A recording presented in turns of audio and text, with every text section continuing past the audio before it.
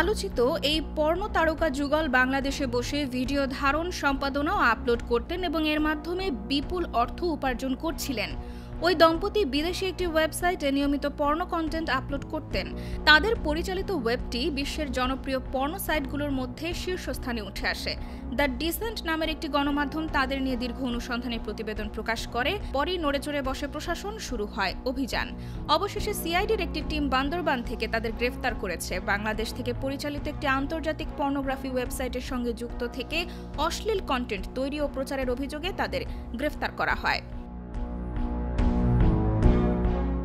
সোমবার সকালে গ্রেফতারের বিষয়টি নিশ্চিত করেছেন সিআইডির বিশেষ পুলিশ সুপার মিডিয়া জসিমউদ্দিন খান। জানা গেছে, বাংলাদেশের পর্নোগ্রাফি নিয়ন্ত্রণ আইন 2012 অনুযায়ী পর্নোগ্রাফি উৎপাদন ও বিতরণ একটি ফৌজদারি অপরাধ। এই যুগল শুধু নিজেরাই অপরাধ করছে না, বরং অন্যদেরও এই পথে যুক্ত হতে উৎসাহিত করছেন, যার মাধ্যমে বাংলাদেশে বসে পর্ন ভিডিও বানানো এবং প্রচারের একটি নেটওয়ার্ক গড়ে উঠেছে। দ্য ডিসেন্টের প্রতিবেদন অনুযায়ী তারকা যুগলের 28 বছর বয়সী নারী সদস্যটি নিজেকে সামাজিক যোগাযোগ মাধ্যমে বাংলাদেশের 1 নম্বর মডেল হিসেবে উপস্থাপন করেন। জাতীয় পরিচয়পত্র অনুযায়ী ওই নারী মানিকগঞ্জের হরিরামপুর উপজেলার বাসিন্দা। তবে ওই ঠিকানায় গেলে দেখা যায় সেটি তার প্রথম স্বামীর বাড়ি, যিনি পেশায় একজন জেলে।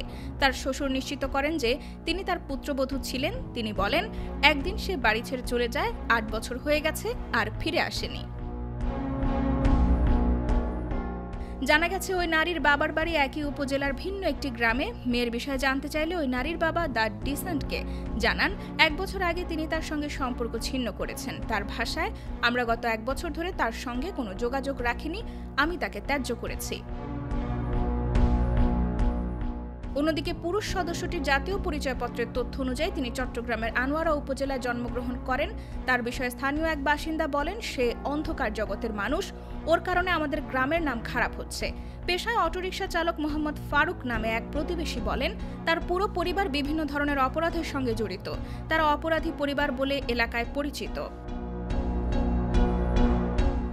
স্থানীয় ব্যবসায়ী মোহাম্মদ মফিজ বলেন, তার বাবা একসময় রিকশা চালাতেন, কিন্তু এখন তাদের আচরণ দেখে মনে হয় যেন তারা কোটি টাকার মালিক। পুলিশের রেকর্ড অনুযায়ী গত 25 আগস্ট মাদক সংক্রান্ত একটি মামলায় ধারা 151-তে ওই পুরুষ সদস্যকে গ্রেফতার করা হয় চট্টগ্রামের আনোয়ারা থানায় দায়ের করা একটি সাধারণ ডায়েরির ভিত্তিতে। তবে কয়েকদিনের মধ্যেই তিনি মুক্তি পান।